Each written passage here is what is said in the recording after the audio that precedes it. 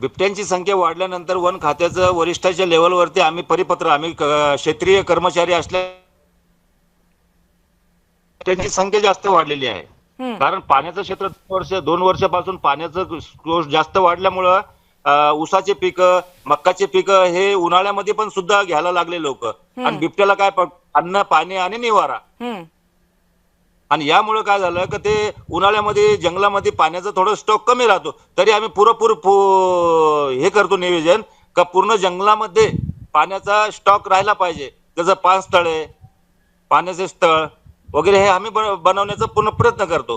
पण कदाचित हा पूर्ण जंगलाला तर आज बंदिस्त तर आपलं कंपाऊंड वगैरे तर नाही.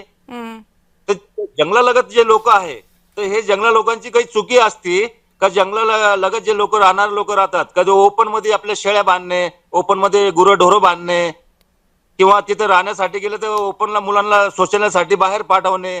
यामुळे बिबट्याला असे वाटतं की काहीतरी माझा भक्षक आहे, माझा काहीतरी शिकार आहे, म्हणून हे अचानक होणाऱ्या काही घटना राहतात. नाही नाही, असं कसं म्हणता येईल? कारण हे काय फक्त शेतांमधल्या घरांवर येत आहेत असं नाहीये. म्हणजे नाशिक मधली दृश्य बघितली तर अगदी बिल्डिंग्स जिथे आहेत तिथे येत आहेत, प्रचंड मोठ्या प्रमाणावर नागरी वस्ती आहे तिथेही येतात. म्हणजे हे काय फक्त जंगलाच्या बाजूला जी गावं आहेत तिथेच असे हल्ले होतात असं नाही म्हणता येणार. आता जुन्नरचा परिसर मी पाहिलाच नाहीये, त्यामुळे मी नगरची परिस्थिती, गवताळा अभयारण्य, कन्नड तहसील, कन्नड तालुका हा माझा सर्च केलेला पूर्ण परिपक्व भाग आहे.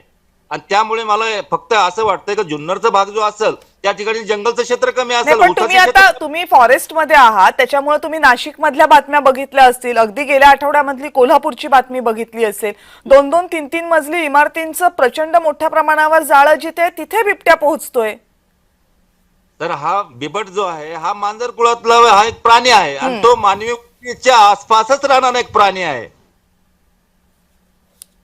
तो मानव वस्तीच्या आसपासच राहणारा प्राणी आहे. त्या ठिकाणी जंगल क्षेत्र कमी असेल त्याच्यामुळे तो आपल्या सिटी शहराकडे इकडे तिकडे वळत असेल.